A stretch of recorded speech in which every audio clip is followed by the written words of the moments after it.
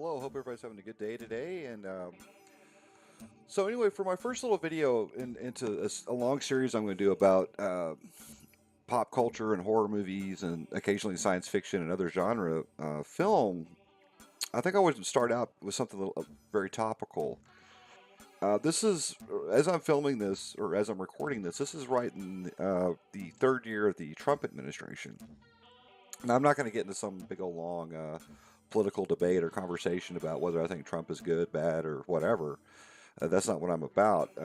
However, I am going to talk about how, in the last several years, starting probably in the early 2000s, the rise of conspiracy theories and the words or phrases such as a Manchurian Candidate or a Stepford wife or something like that, where these phrases kind of come from and their cinema origins and how they kind of tie into a lot of modern day conspiracies.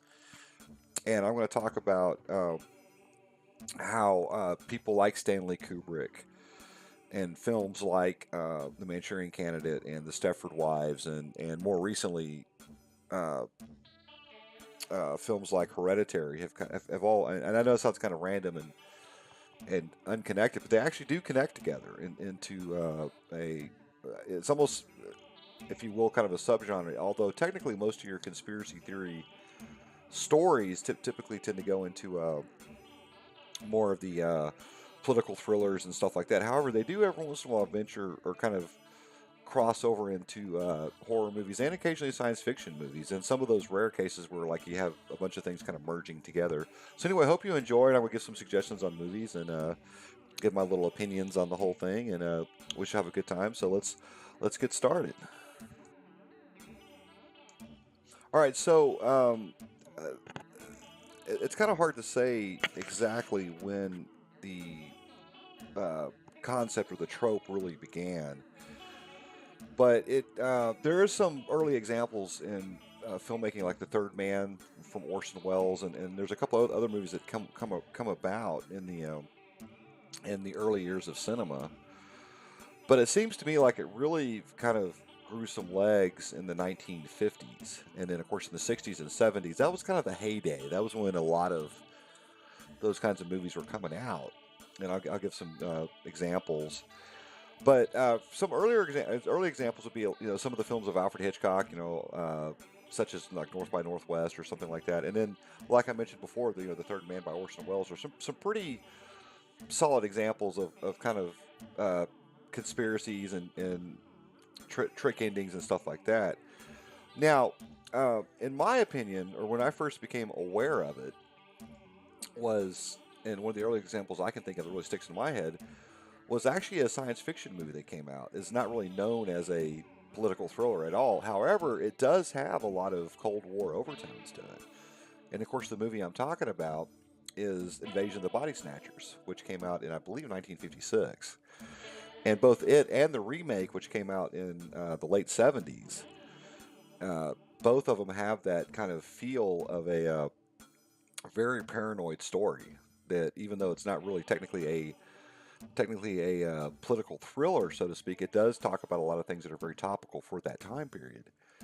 And of course, it stars Donald Sutherland, and it had, or the remake had Donald Sutherland, and of course the original, I can't think of what the guy's name is, but he was a very common actor that you saw in a lot of films in the 70s and 80s, and basically talks about these aliens that kind of do body doubles of people, and when you fall asleep, they make a clone of you, right?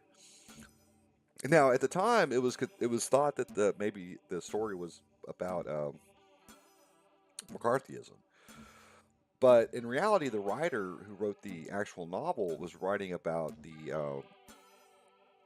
infiltration of America by what he felt was communist forces, which nowadays seems kind of paranoid and ridiculous and very Alex Jones, but at the time, that was a very common belief amongst a lot of people. And that particular, now the 70s version kind of dwells more into like self-help and psychology and a lot of things like that, which were kind of new concepts at the time.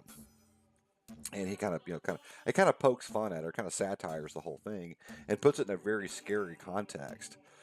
And both movies, I mean, I'm going to do a video on how I can't stand remakes, but however, the Invasion of the Body Snatchers remake is still, in my opinion, one of the, if not the best remake ever, because it actually takes the original story and kind of expands on it and makes it even more scarier.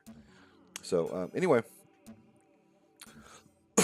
let's kind of move about into the 70s and the 60s. Now the second one of the early genres, which I think needs to be definitely put in here, and this is one that you hear this term a lot, especially coming from people like Alex Jones and the conspiratorial wing of the world. You hear the term Manchurian Candidate. Well, what the hell does that mean exactly? Well, the Manchurian Candidate was this film that John Frankenheimer did back in the early 60s, 62 to be exact.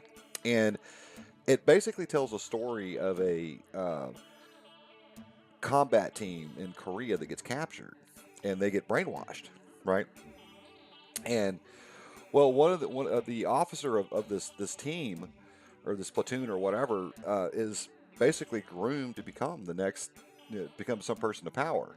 And Frank Sinatra, who was his, I think it was a sergeant or one of his platoon members, one of his NCOs or whatever, kind of figures out what's going on, and he has to make this tough choice. I mean, he has to literally kill the central character in order to save America, basically. And it dwells very deeply into the whole idea of brainwashing and things like MK Ultra, which is now kind of a known thing, was kind of introduced into that story. The idea of brainwashing, and also the idea of assassinating a president was not really spoken about in any detail back in those days. But but when you hear that term Manchurian Candidate, that's what he's talking about. Now the remake to Manchurian Candidate, which came out in I believe it was the 90s or the early 2000s, it was all right. I mean, it had Denzel Washington, but the original one still packs quite a punch. It packs a real wallop, and both those movies does a pretty good job of exhibiting the whole paranoid feel. As a matter of fact, the movie packed such a wallop for its time that it actually was pulled from shelves. And it wasn't shown. I mean, it had a very limited release, and there's a few people of my dad's generation, the baby boomers, that actually saw the movie that told me what the film meant. About brainwashing a person and installing them into a position of power in order to take over, and that's why that term gets bantied about so much. So definitely, I mean that story. Still has a lot of resonance. I mean, and you hear, like I said, from the conspiracy corridors of, depending on which side of the political spectrum they sit on. Some people say George W. Bush, and other people say Barack Obama. And I mean, but that's when you hear that term Manchurian Candidate, that's what they're talking about, right? Now, in the 70s, there was a whole slew of movies: All the President's Men, The Parallax View. I'd have to think. There's a couple more I'm probably missing. The Iger Sanction, which really delved in deep into the whole concept of conspiracy theories. And the writer Robert Ludlum, who was extremely popular for the time, had a lot of his books dealt with secret societies and conspiracy theories and kind of uh, uh, Illuminati type situations, right? And there's now I mentioned the Stepford Wives. The Stepford Wives, I think, should be kind of uh, spoken about in this conversation simply because at the time technology was really becoming very apparent. And nowadays you have television shows like Westworld, which is based off a Michael Crichton movie which came out in the early 70s. And you also got the idea of like transplanting minds and artificial intelligence and artificial biological, creating a human from scratch, cloning and things like that. And those are really like hardcore science fiction tropes for the time, but nowadays it's becoming more of a reality. Now, The Stepford Wives is another one of those very paranoid kind of movies that came out, written by Ira Levin, who also did Rosemary's Baby, which is another paranoid movie. And both of them dwell in the concept of what the hell's really going on. And of course, Rosemary's Baby deals very heavily with occult, had a lot of occult themes in it. The idea that she's carrying the son of Satan, whereas The Stepford Wives is about this woman who's a fairly modern person, and she begins to realize there's something off about the people in this community she moved into, and then come to find out they were making this whole community they were making the women into robots, and basically making the women like stay in the kitchen and cook the man dinner, and no back talk, no lip or whatever, which sounds kind of infuriating to a modern day feminist, but at the time, feminism was not looked at very keenly by a lot of people. And Ira Levin, who wrote the novel, kind of was kind of poking fun or satiring that whole concept. And of course, he made a very scary indictment about technology at the same time, and kind of housed it in a very kind of conspiratorial type guise. So then we start going from the 70s into the 80s, and now the 80s, a lot of the overtly political concepts kind of got uh, overshadowed, and kind of went back more to like the Rosemary's Baby style, more of the occult theme. And there's a movie that came out in the 80s which had Martin Sheen called The Believers, which is kind of a voodoo style movie, which had very much conspiracy, uh, a conspiracy um, concept to it. And it was pretty good for the time. It kind of delves into voodoo and stuff like that. And then, of course, now in the 90s, it came back again with a movie that kind of fell under the radar, which I think should definitely be mentioned, which had Tim Robbins. Now, more recently in the 2000s and 2010s, there's been some more movies that have come out about conspiracy theories, and of course, the common answer is because of George W. Bush and the Iraq War and the 9/11 conspiracies and all that stuff, and then of course you begin to see a huge online presence about it, and it's almost become. But that's when you start hearing all these classic movies like The Manchurian Candidate and The Stepford Wives and all this other stuff kind of put into the modern dialect, if you will. So anyway, if you're interested in this kind of um, storytelling or filmmaking, movies I would recommend would be definitely the original Invasion of the Body Snatchers and the remake, which came out in the late 70s with Donald Sutherland. And then you can also go down to the Manchurian Candidate. The remake's okay, but I would prefer the original 1960s version. And then the Parallax View by Warren Beatty is one that's really good. It kind of talks about more of the 70s. And another one with Gene Hackman called The Conversation is really good.